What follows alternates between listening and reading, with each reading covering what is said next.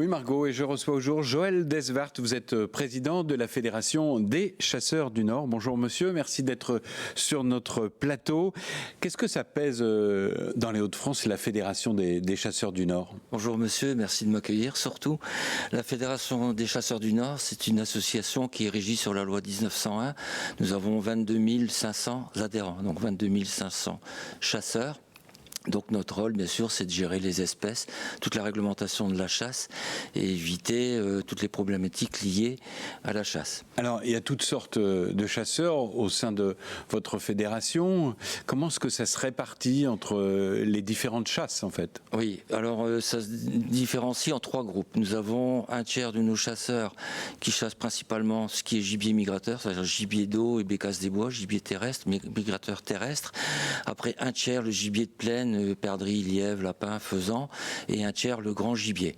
Alors au sein de ce grand gibier, il y a des chasseurs un petit peu particuliers, les chasseurs à l'arc, et c'est le thème de cette émission Passion Nature. Alors on aurait pu penser que ça ait complètement disparu, mais non, pas du tout, il y a toujours eu des chasseurs à l'arc. Tout à fait, c'est une association de chasse qui est en développement d'ailleurs, il y a un engouement pour la chasse à l'arc, c'est une chasse discrète, une chasse en contact avec la nature, donc il y a un retour sur ce mode de chasse. C'est une chasse plus difficile?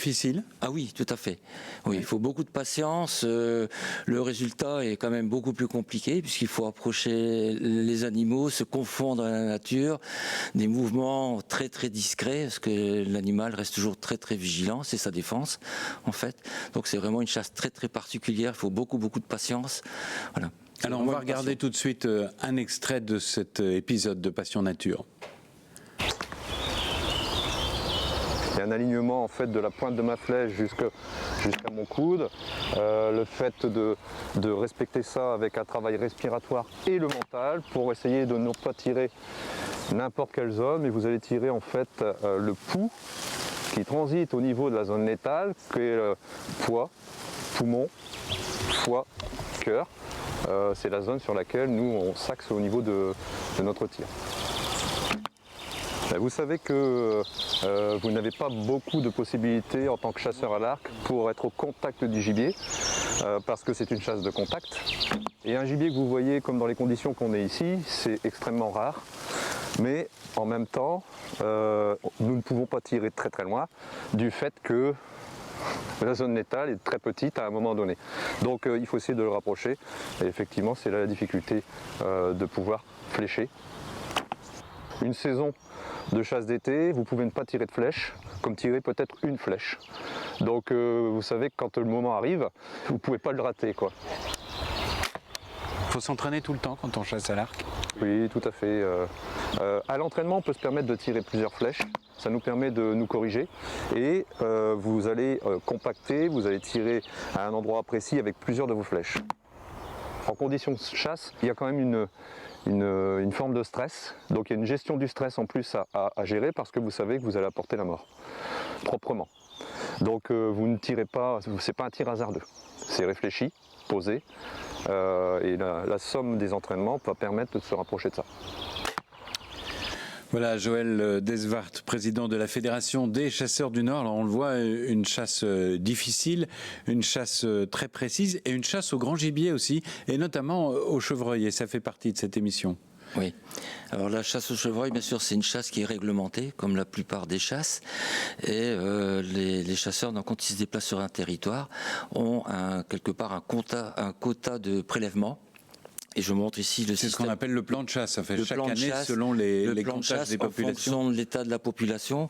Je peux vous dire que l'état de la population du chevreuil dans le département du Nord se porte très très bien, puisqu'il y a en 2011-2012, on avait 2690 animaux à prélever sur le département, et en 2019-2020, on était à 3212 animaux à prélever. Alors vous avez un bracelet à la main, c'est-à-dire que chaque fois qu'on a prélever un animal, on le bague et il est répertorié et comme ça on suit le plan de chasse. C'est un élément obligatoire dans la réglementation, c'est qu'à tout déplacement d'animaux morts, systématiquement doit être marqué avec ce type de bracelet qui sert une seule fois. Il n'y a pas moyen de le déclipser, on le casse systématiquement. Alors l'émission Passion Nature, elle montre aussi les liens qui existent entre les agriculteurs et les chasseurs pour préserver aussi le gibier et notamment en cette période de fenaison. Qu'est-ce qu'on fait? Oui, alors nous travaillons beaucoup sur des mesures environnementales. On essaie d'améliorer les paysages, c'est-à-dire des plantations de haies, des cultures à gibier.